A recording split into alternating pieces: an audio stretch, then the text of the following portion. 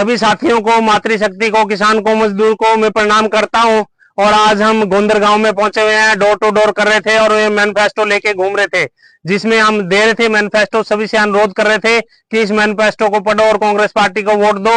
और कांग्रेस पार्टी गरीबों को प्लॉट पहले भी 4 लाख प्लॉट दिए हैं और आने वाले समय में गरीबों को इतने ही 4 लाख प्लॉट और मिलेंगे और 2 कमरे मिलेंगे, 3 लाख से ऊपर ग्रांट मिलेगी। 10 सालों से इन्होंने गरीबों का क्या हाल कर दिया। आप देखिए इस गरीब माता जी ये रहती है, इसके मकान का हाल देखिए, ये क्या हाल है इस मकान का। आप देखिए, आप गोंदर गांव की तस्वीर देखिए।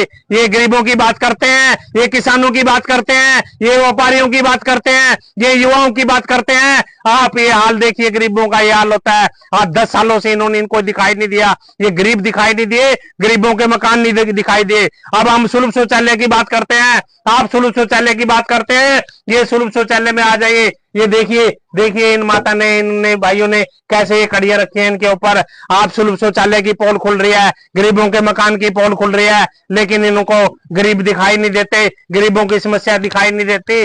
शिक्षा, चाहे शिक्षा की बात हो, चाहे स्वास्थ्य की बात हो, चाहे आप बीपीएल की बात हो, आप देखिए आप यहाँ पे ये कड़ी किस तरह से अटकी हुई है।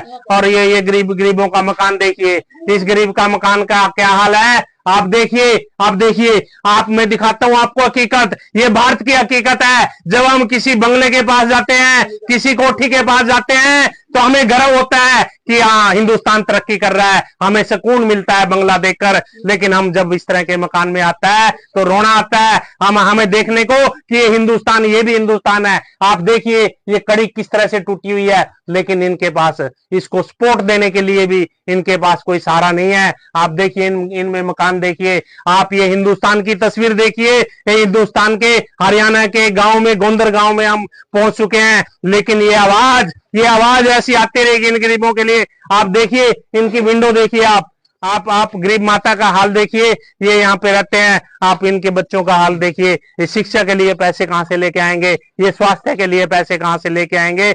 लेकिन ये 25 लाख रुपया कांग्रेस पार्टी ने निर्धारित किया है कि आने वाले टाइम में कांग्रेस पार्टी की सरकार आएगी तो गरीबों के इलाज के लिए 25 लाख रुपए मिलेंगे। आप देखिए इनकी पीड़ा को कौन समझेगा, इनकी आवाज कौन सुनेगा। देखिए आप ये माता, हम आए थे तो इधर मैनिफेस्टो जब हमने इनको दिया तो इन्होंने बताया कि एक बार अंदर आके मेरा हाल देखिए। हमें गर्व होता है जब हम कोई बंगला देखते हैं, हमें गर्व होता है जब हम कोई बड़ी कोठी देखते हैं, लेकिन जब रोना आता है जब हिंदुस्तान की असली तस्वीर देखते हैं गांव में आकर।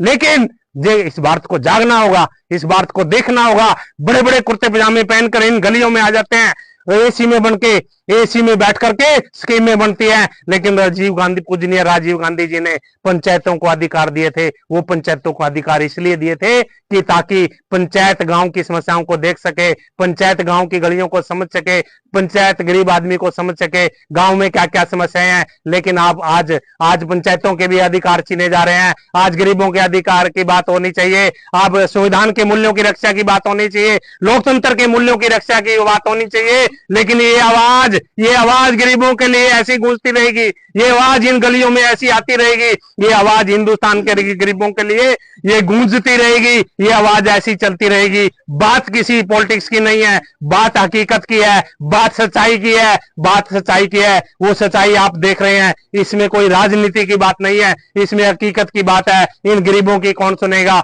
इनकी पीड़ा कौन समझेगा। ये बात इनको जानने की है, बात गरीबों को समझने की है। मैं अनुरोध करूंगा कि आने वाले टाइम में जो भी प्रतिनिधि आता है, जो भी बनता है, इन गरीबों के हाल को समझना होगा, इन गरीबों के हाल को देखना होगा। लेकिन इनका हाल हकीकत में कोई देखता नहीं है, कोई जानता नहीं है। आप देखिए आप झटका मार के खिड़की निकल सकती है, लेकिन कौन समझ सकता है इन गरीबों की पीड़ा, कोई देखने वाला नहीं है। जब वोट मांगने आते हैं तो उनकी गलियों में बड़े बड़े कुर्ते पजामे पहन करके, बड़े बड़े नारे देके, बड़े बड़े वादे करके इनकी गलियों में आ जाते हैं। लेकिन इनकी आवाज गूंजनी चाहिए, इनकी आवाज आनी चाहिए। लेकिन हिंदुस्तान के किसान की, मजदूर की, युवाओं की आवाज हम उठा रहे हैं और हम इसी तरह से उठाते रहेंगे। धन्यवाद।